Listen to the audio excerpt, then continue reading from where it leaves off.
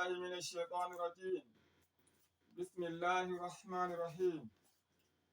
إن الحمد لله نحمده ونستعينه ونستغفره ونعوذ بالله من شرور أنفسنا ومن سيئات أعمالنا.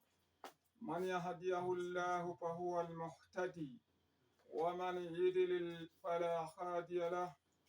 ونشهد أن لا إله إلا الله وحده لا شريك له ونشهد أن محمدا عبد الله ورسوله. أما بعد، السلام عليكم ورحمة الله تعالى وبركاته. bandiraɓe en fulɓe emi silminano en iri silminango islam holli kango woni assalamu aleykum wa rahmatullahi taala wa barakatuhu. bono nonno bo oɗon nanki ɗum taskaran ɗum hononde fulɓe to ndu suudu rediyo zinariya ndu dow hayre zinariya. emi waɗana on assalamu aleykum. mi woni Osmanu Muhammad Modibbo Mr. Ali. to en mbowi nanki en nanay programme ɗum waɗata ɗo haalamma hundeji fere fere to nde bigere nde albarka gaytinore wato fulɓe to hundeji nattanɗiɓe niwre fere fere. ngam ɗo joni en garay bi'en rara enen ma en ra ko wanni en, ko to gonnatiya ko to ardiɓe ko to toye enen ma on moytana en gondi. to sabo e majjum hande noddoɓe ɓe andaka gam wattu ɗum yadake min ɗum nokkama sosai. noddoɓe ɓe mi anda ko mi waccata waya ma, amma dai ha mi dow nasiha mi wari wacci hande sese. to en dari gam higo kugal am o eɓe pidai exam ton to bacciji jangille. to en dari haalamma hunde ɗum yonkaku ɗum kanjum woni wato yonkaku neɗɗaku. to en dari fuɗɗam emi yetta jomirawo sheniɗo nyiɓuɗo dow iti leydi, taguɗo fombina e hirna e woyla e fuuna. ngam tarari tagaɗe ɗe fa gaskiya jomirawo holli en e wodi bawɗe makko to nder. ngam ɗume hani getten jomirawo gaɗuɗo en janɗi, gaɗuɗo en jara, gaɗuɗo en nyama, gaɗuɗo en ɓorno, gaɗuɗo en jara en gaɗa ko ɗume ɗum ɗo to yonkaku meɗen. to sabo e majjum hande mi yiɗi mi nodda enen wato julɗo fuu mi yiɗi mi nodda to dow lestano wato ayaje ɗe jomirawo jippinani en. kanjum woni wato nder alqur'anire maunde. kanjum fuɗɗan jomirawo wi'ay ya ayyuhan nasu. jomirawo ƴoni ɓingu adama, o ƴoni ɓingu adama o wi ya ayyuhan nasu ɗum no o ƴonayi wato tokoso, o ƴonayi mawɗo, o ƴonayi be julɗo, o ƴonayi be hefero, fat gaba go o ƴoni ɓingu adama. nde o ƴoni ɓingu adama ngu o wi inna halakanakum min turab. o wi fa min waɗiri on, min jomirawo min waɗi on, mi waɗiri on ko mi waɗiri on min turab. o wi min turab, o wi mi waɗiri on leydi ndi fa kayri joɗiɗen to dow mayri, kayri waɗiri en, kayri gaɗeten yonkaku meɗen to dow, kayri ɗaɓɓiteten ko nyameten to dow, kayri ɗaɓɓiteten sana'a to dow mayri, kayri gaɗeten no giɗɗen, kayri nyiɓeten nokketen nyiɓen baloɗen to nder gureji meɗen, kayri nokketen demeten ɗaɓɓiten nyaminda meɗen ɗum nyameten jetten jomirawo. kanjum waɗi giɗa ndi leydi ndi giɗa wala haalanma ko yari leydi pat, wala haalanma ko yari leydi darajaku. ngam pat ko giɗa ɗum yowama to dow haalanma gaɗa leydi, to ɗum fu ɗum nattai ndin ɗon leydi kayri jomirawo wi min ha halakanakum wa fiha nu'idukum wa min ha nakrujukum taratan ukura. non o wi ndi lesdi kayri o nokki o waɗiri on. Kayri o fuɗɗitata o aawa on ha nder mayri. Kayri o fuɗɗitata o ummina on, o waɗana on hisabu to dow mayri. Ngam nden ma ɓingu adama fuɗɗam muɗum leydi. Leydi ndi'i to en ndari mama meɗen annabi Adamu kayri ndin nokki o waɗiri ɗum. To ashe nandi leydi ko giɗa fofi gaɗa mayri fuu wato ɗum fu'utu. Goɓɓe garay to dow leydi ndi ɓe kuwa kuuɗe boɗɗe, ɓe co'ito tonto jomirawo nattina ɓe aljanna muɗum. Goɓɓe bo garay kuwa kuuɗe ɗe boɗayi. Ngam ɗume? Ngam ko moye jomirawo waɗi o wi to o waɗima, to o waɗima gara kuwa ta botana goɗɗo kawai sai dai botanamo. Ngam non o wi wa ma halaqatul jinna wal ins illa liya'budun.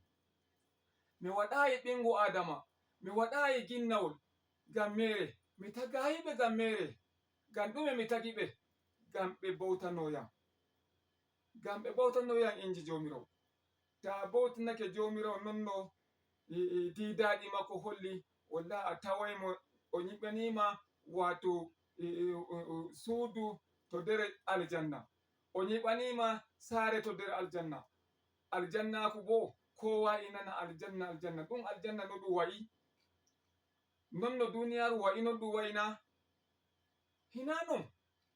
E misalu, e wodi pat belɗum ɗum nanɗa ɗo to duniyaru gaɗa leydi ndi jomirawo waɗani en yohi en to dow mayri huwen pat ko giɗɗen.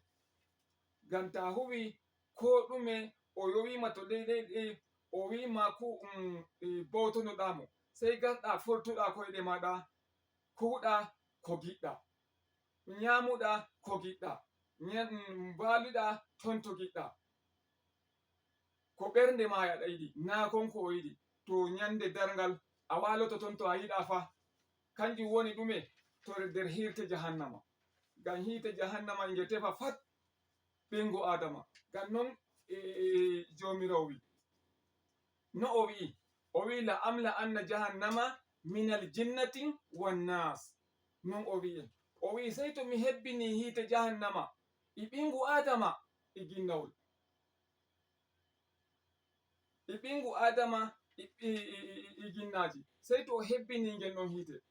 To ta wartu e nder ɓen ɗon ɓe o hebbinta hite, ya bandiraɓe am fulɓe, emi nodda en e noddango mango ga Allah en kulu jomirawo. En kulu jomirawo, en enɗotir, to en kallidirtai, to en barbartirtai, to en dufatai wato ibbam bandiraɓe meɗen. To en dufatai ibbam bandiraɓe meɗen. Hande ta rufi ibbam bandirawo maɗa, nyande darngal fa a yoɓaymo ɗan ɗon ibbam. A yoɓaymo ibbam ɗan ɗon. Wala ibbam cintai ɗan jomirawo alata. Hakko ma ɗum warti har ɗum hoccuki yonkaku. O wi en to ayare makko nder ko alqur'anire makko sheninde, o wi man qatala mu'minan muta'ammidan fajaza'uhu jahannama khalidan fiha wa ghadiba Allahu alayhi wa la'anahu wa adda lahu jahannam wa sa'at masira. Non o wi. O wi pat neɗɗo barɗo mumminijo o andayi, o nyamayi, o yarayi, sai barɗamo. Hina kuskure jandi entuɗa kaɗiɗamo barɗamo. Hina goɗɗum a anda ko sotti a jogi ɗum ɗum wari mo. Non sese daga ngan kocca kawai ko goɗɗum juppamo, ko piɗamo, ko baramo, ko gaɗiramo palo ɗatal warki baramo. Mummunijo. To jomirawo wi man qatala mu'minan, pat barɗo mummunijo de gangan hina kuskure o waririmo. Fajaza'uhu jahannama. Non jomirawo wi en. O wi sakamako makko wato sekitorde makko kanjum woni hite jahannama. Hite jahannama ngen ɗon kange jomirawo taginge. O taginge ngam geddo jomirawo. O huɓɓayinge ngam wulki tew. O huɓɓayinge ngam juɗuki tew. O huɓɓayinge ngam waɗanki ɓingu adama haske ba. O huɓɓunge ngam wulki geddo jomirawo mo o wi tokka didaɗi makko o wanyi. Hande jomirawo tagima, de o tagima o wi'ira wongal ɗatal ngal tokkungal. Annabijo Muhammad sallallahu alaihi wa sallam o wi'e o diidi wato diidoɗe diidol mangol go'otol o diidi.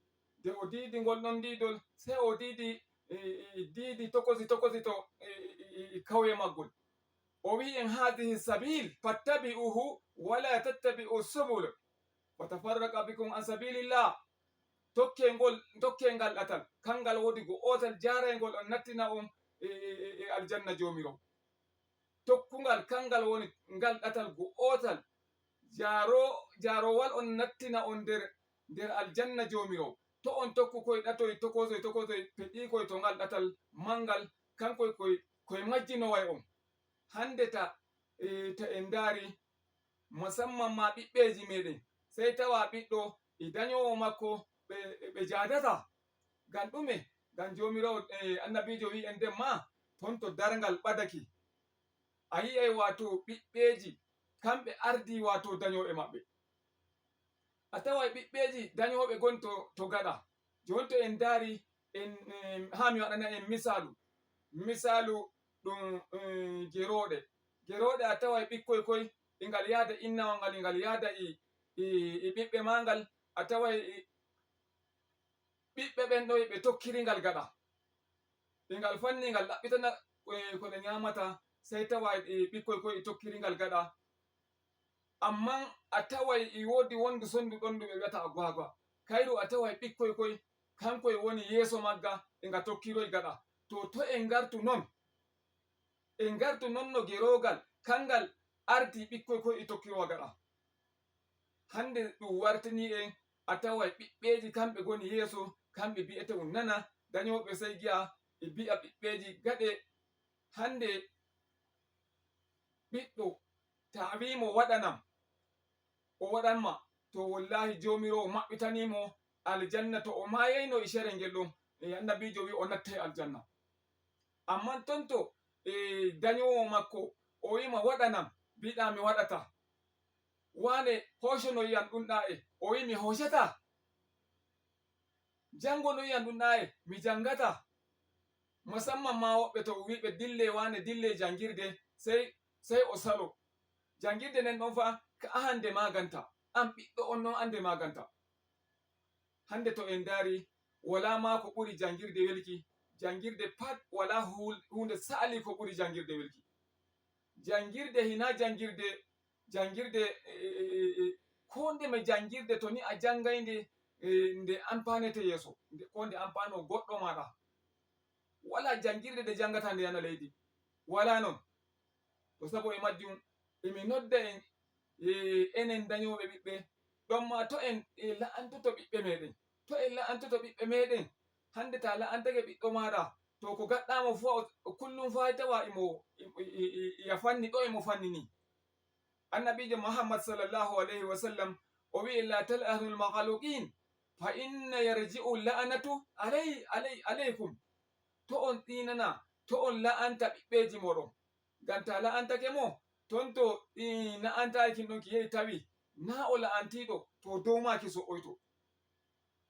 Hande ta rari hundeji tati ta daindama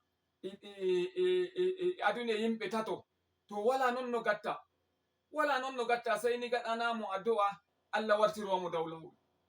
Go'oto ta daindama merejo, wala non no gaɗata.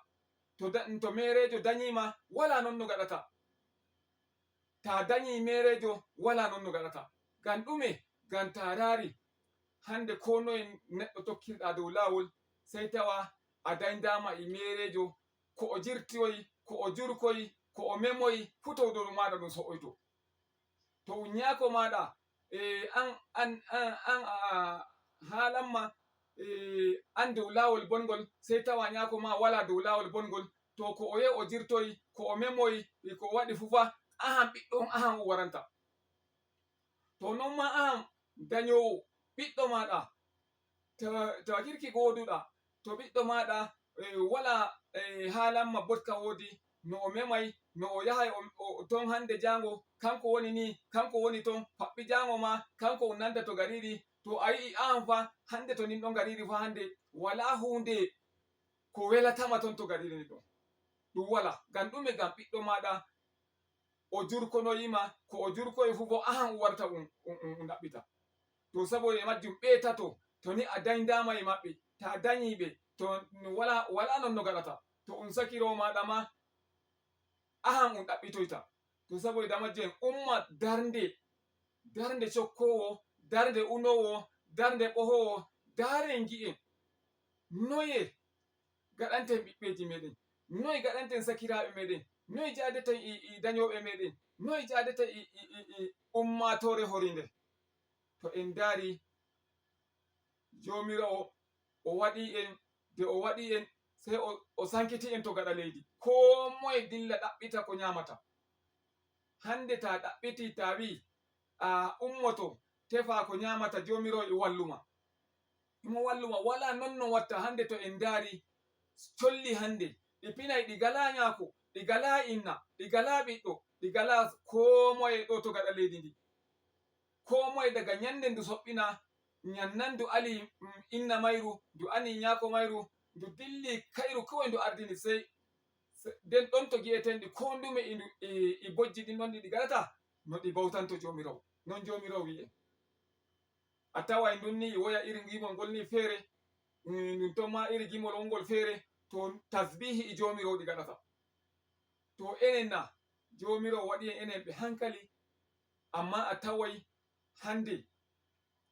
neɗɗo go oto sai o tawa sai o wara o sankita gariri neɗɗo go oto to o wonnake o heƴi on ton to gariri gelle fat gaba gowɗe o heƴi on amma to o woɗi kanko mo'inanta o gari jonto en dari en tawai ardiɗo leydi mawɗo ɓiɗɗo tagu gonnajo ɓiɗɗo tagu ɗan majalisa en ɓiɗɗo tagu gonne en ɓe ma ɓiɓɓe tagu ciyamo'en ɓe local government fu ɓiɓɓeji yimɓe banna ɓe dari ɓe darde ɓe shahi ɓe gaɗi ɓe dow kuuɗe boɗɗe yomaɓe to ɗon ɗum ardiɓe meɗen lamɓe meɗen fu ɓiɓɓeji meɗen hande neɗɗo ta wala gonga on hokkete laamu na on hokkatama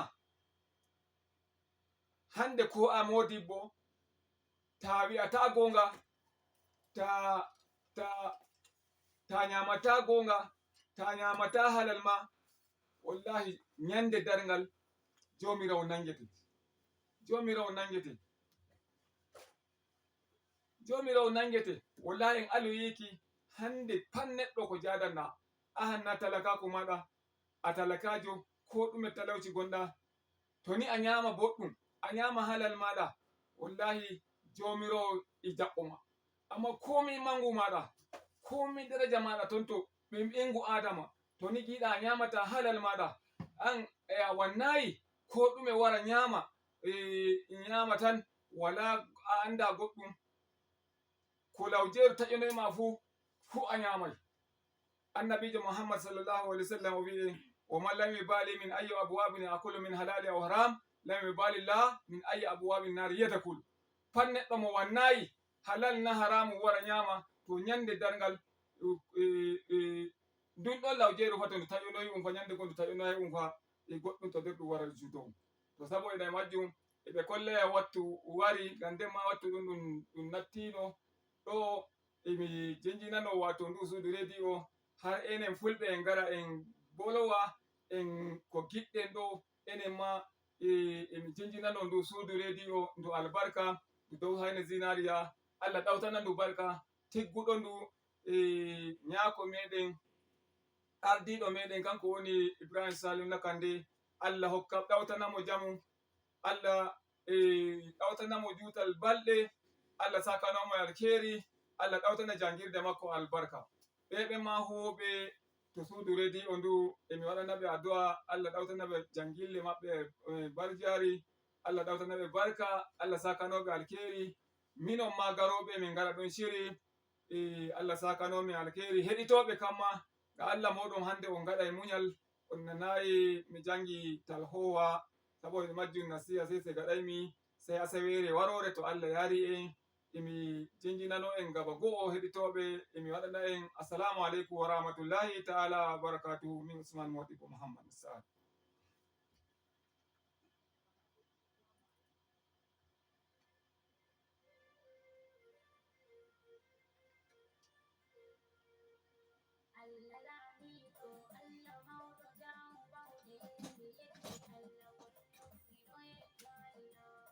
Assalamu alaikum. Habiba. Na manta ai.